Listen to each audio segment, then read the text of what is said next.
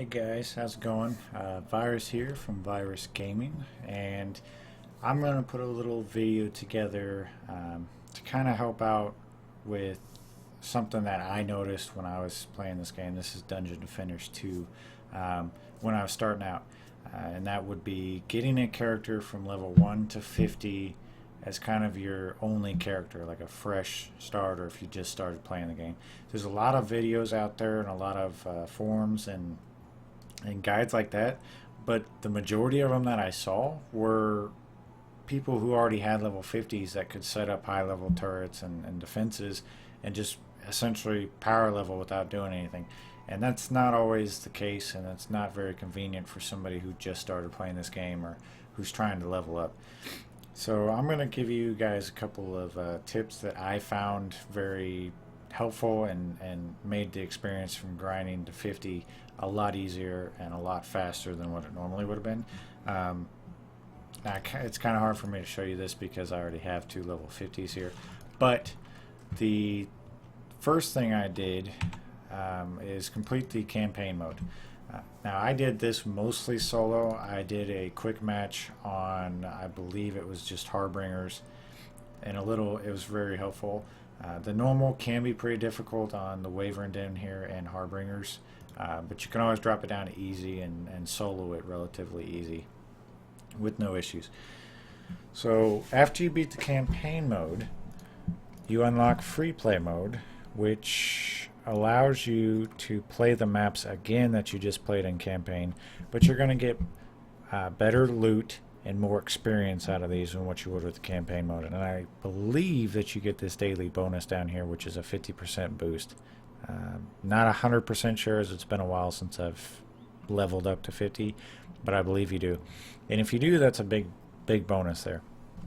So I believe after I completed the campaign, I think I was at level somewhere between 35 and 40 if I recall correctly, and I was playing an apprentice. I believe the apprentice is probably the easiest to play, second to the squire, or I guess they'd be tied with the squire.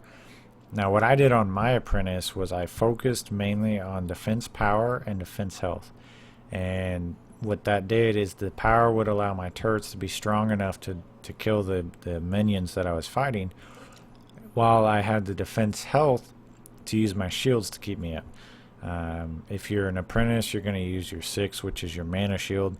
They have their pros and cons. I would say a pro of the mana shield for sure is the fact that it can only take a maximum of 25% of its health for one hit. So that means if you got a lot of bombers coming, or a big ogre, or another big special mob that's just beating the crap out of your shield, even if they hit it for more than, say, 40% of their health, they're only going to take 25% of their health, which is very nice when you're trying to defend something and it doesn't just get destroyed outright. However, the downside of that, if they have a bunch of minions that are there ready to run past, when that shield takes 25% damage, it kind of dissipates for a couple of seconds, which will allow minions to run through and directly attack your turrets or whatever's behind that shield. So that's kind of the downside to the apprentice shields. Whereas the squire, they get a solid blockade shield that actually does damage back to the enemy, and is in my opinion, the better shield to have. But if you're starting out, you're not going to have a high enough squire, or you shouldn't have, because you should be focusing on your main character, getting him to 50 to even use that. So what I found the easiest way to grind to 50, and it sucks grinding to 50 because you're going to do the same thing for a few hours to hit 50. That's just the way it is. But I believe I went from 40 to 50 in a couple of hours. I did have a daily bonus, if I recall correctly. And with the daily bonus, you're going to get at least 4, maybe even 5 levels out of it for sure. So that'll put you at 45, or at least 5 levels higher than what you are. And the rest of the way, you just have to grind it through. And the easiest thing I found, and the fastest, what appeared to be the fastest for me, Life Root is what a lot of people will say, but I actually found the Gates of Dragonfall to be the fastest. I think it's the simplest setup. You throw down a couple shields. I'll show you when I get in this map. But I think it's the simplest setup, and it's the fastest. On normal, I think it awards somewhere in 90,000 per completed game, which is not bad at all. And I believe it probably only took me 2 or 3 hours of just hitting G and letting the turrets do their job. But as you can see the setup here, you got 3 lanes to defend, 1, 2, and 3. And what I did here is I had my apprentice, and if it'll let me get some gems, some mana here, I basically took my shield and I put it right up here, facing out of course. And I did that for all 3 lanes. I used 2 shields in each lane. And that way the mobs just run down here and they just hit right on the shield. They can't get past the shield. And then I just pretty much overloaded each lane with a fair amount of turrets per lane. If you got a lot of bombers coming, or your turrets aren't strong enough to kill the majority of enemies, I would recommend throwing down one of your frost towers, or at least 2. And you can kind of set it up kind of like this to where it'll hit both lanes, so whichever lane's getting slammed it wants to focus on, it will. You can do that in both lanes like this.